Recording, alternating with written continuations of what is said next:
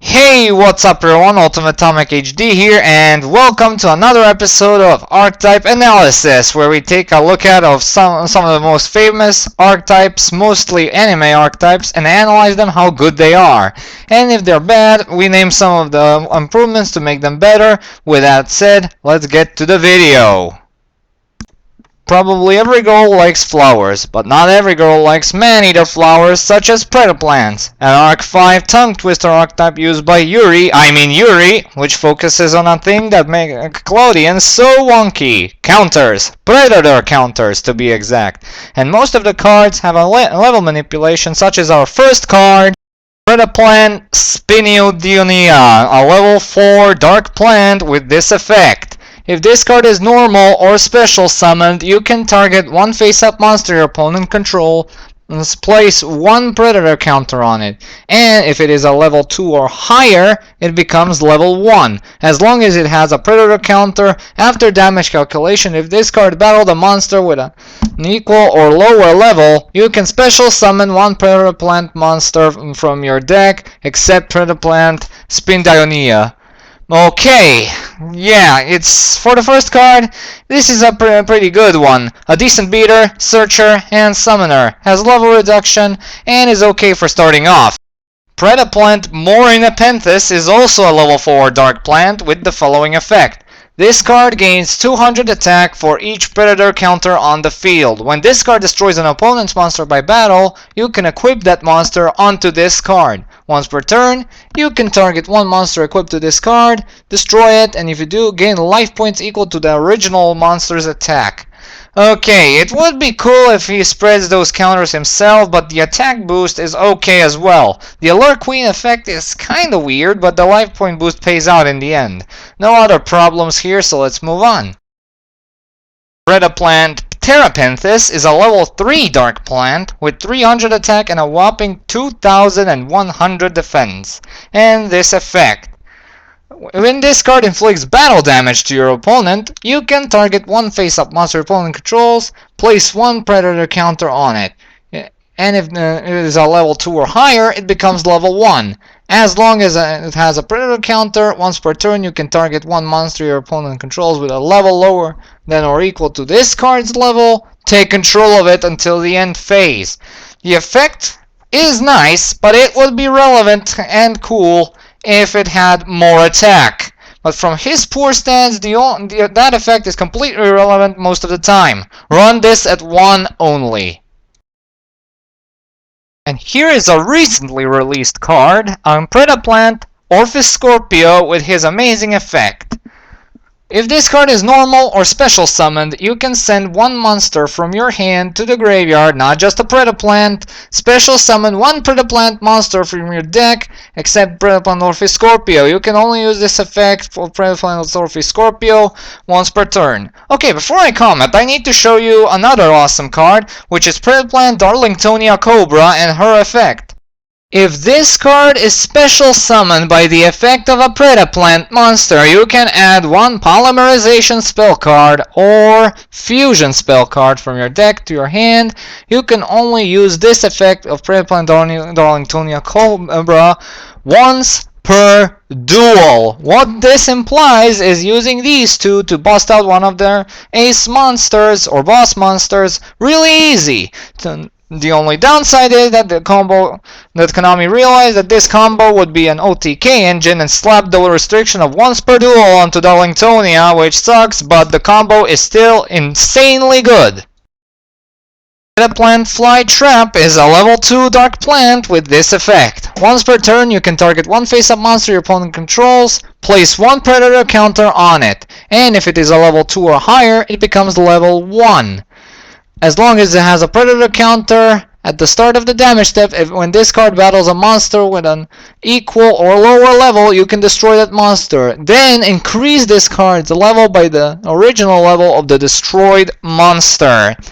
Okay, so this card pops big ass monsters pretty easily. Yeah, it's the only constant counter regeneration, and they're best level 2 at that point. It's the only Predaplant that's increasing its own level, and good job Konami, you've made us proud. Here's Predaplant Squid Drosera, an occasional best level 2 with this effect. You can send this card from your hand to the graveyard and target one face-up monster you control. This turn, it can attack all monsters with Predator counters once each. If this face-up card leaves the field, place one Predator counter on each special summon monster your opponent controls, and if you do, those monsters that are level 2 or higher become level 1 as long as they have a Predator counter. Well, the first effect is more relevant rather than the second one, because if your opponent runs no extra deck, engaging a second effect is pretty much worthless. So yeah, occasionally best card, mind you. Another OTK engine that Konami missed is Predaplant Kalami do Sandu, or the tongue wrap lizard as I like to call him, and its effect is the following. Monsters with Predator counters you and on the field are treated as dark monsters. Wow, that is some improvement. Next up, you can use this card as fusion material to summon a dark fusion monster using this card and or monsters your opponent controls with Predator counters on them. You can only use this effect once per turn. This card is basically a super polymerization with no cost, which is awesome, but the card itself does not spread counters, which is a bummer. Predaplant Cordyceps is a level 1 dark plant with the following effect. During your standby phase, you can banish this card from your graveyard and target 2 level 4 or lower Predaplant monsters in your graveyard, special summon them. Also, for the rest of the turn, you cannot special summon monsters except fusion monsters, nor you can normal summon or set any monsters. This basically sets the stage for their boss monsters, but lacks the polymerization surge that I adore, but blocks you from doing anything else except fusion summoning, which is not cool. Predaplant Saracenian is their final level 1 and the most specific one in that matter. When an opponent's monster declares a direct attack, you can special summon this card from your hand. And after the damage calculation, if this card battled an opponent's monster, you can destroy that monster. If this card is destroyed by battle or by card effect or leaves the field by a card effect, you can add one Predap card from your deck to your hand except Predaplant Saracenian. You can only use this effect once per turn. Okay, so it's an archetypal battle fader. A direct attack gimmick is kind of bricky, but any Predaplant card search is really cool in its own way, but run this at 2 if you feel like it. Nothing else to say here. The final and the most interesting main deck monster is Predaplant Drosophilium Hydra, a level 5 dark plant with this effect. You can special summon this card from your hand or graveyard by tributing a monster with a Predator counter from anywhere on the field. Once per turn, you can remove one Predaplant monster from your graveyard and target one monster on the field. It loses 500 attack until the end phase. You can only use this effect once per turn, and you can summon it this way once per turn. Okay, so it's an archetypal kaiju because you can use it to get rid of practically anything, but the attack reduction effect is not likable because it does not go into any synergy or benefit of their fusion monsters, one of them being the one and only Starving Venom Fusion Dragon. No, this is not a Venom support card for all those Venom players with no money for proper cards. This is purely Predaplant support, and its effect reads: 2 dark monsters on the field except tokens are his requirements.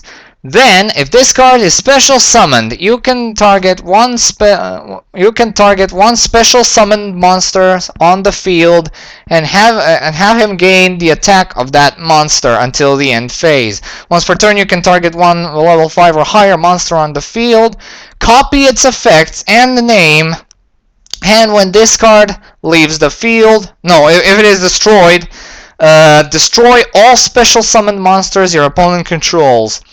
Yes, as most of you know, he's one of the 4 Dimension Dragons and the best Dimension Dragon at that point, since he's relatively easy to bring out and has 3 lovely OTK effects.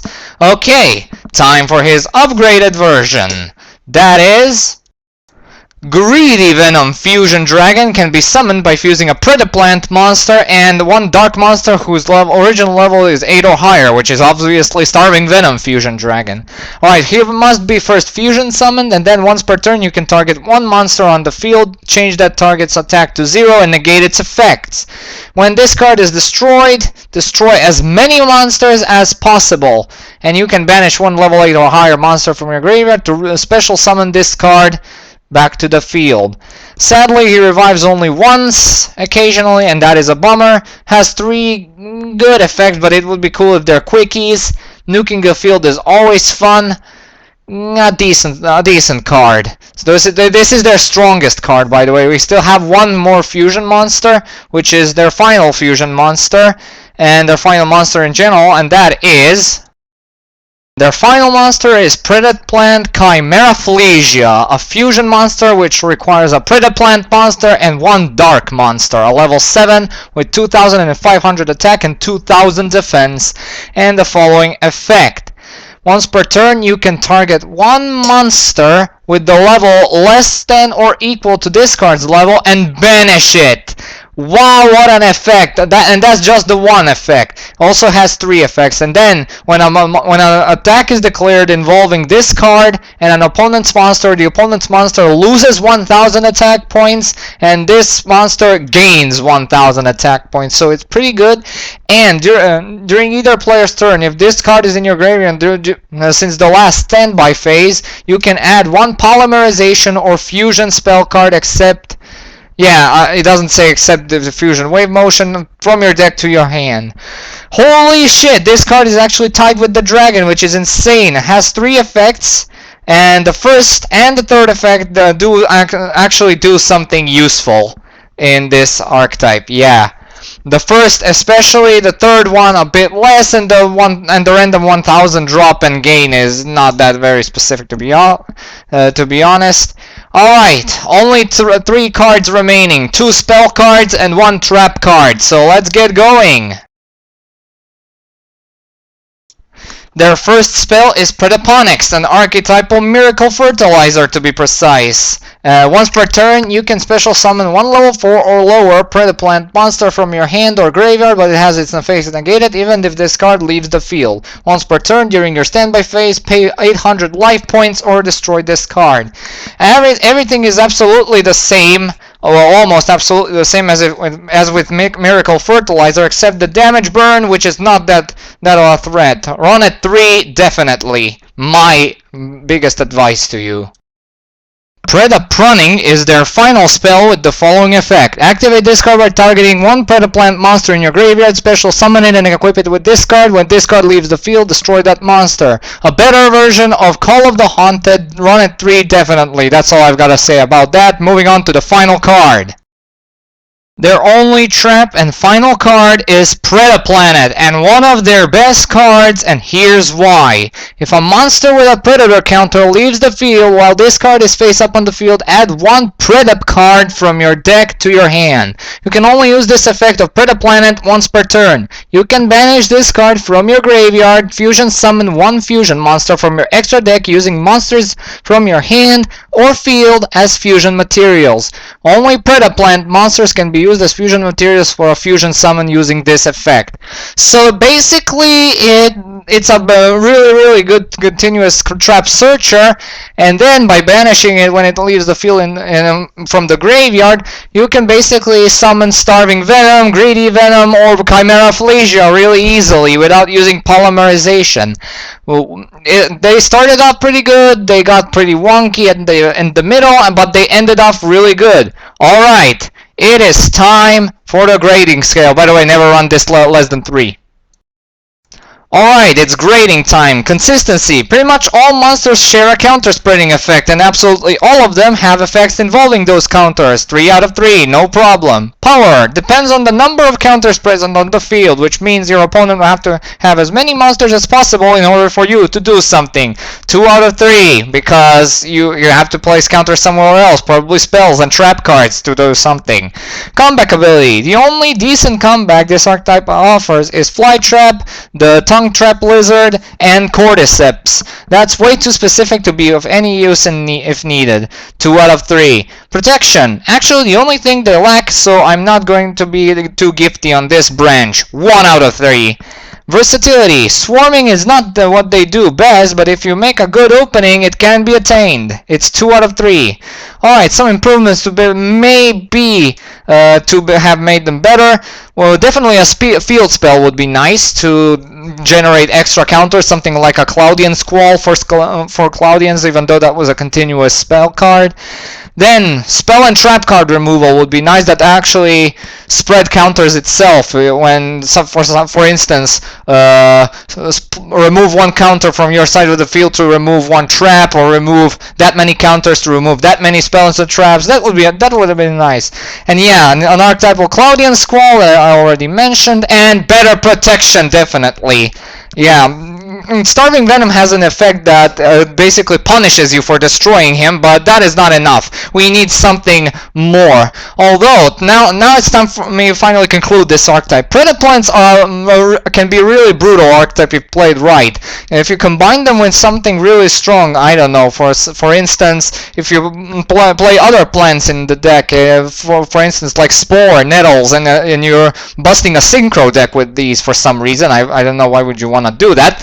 You can pretty much make them into anything you can ever want, because they have that popping effects everywhere, and yeah, they're a really good archetype, and I wish to see more support for them in the future. And Yuri, I think I made you proud. Alright, this concludes this episode, so yeah, thank you all so much for watching. Stay tuned for more videos and updates. Comment, like, and subscribe, and as usual, I'll upload the next part whenever I can. See you all, have a good day, peace!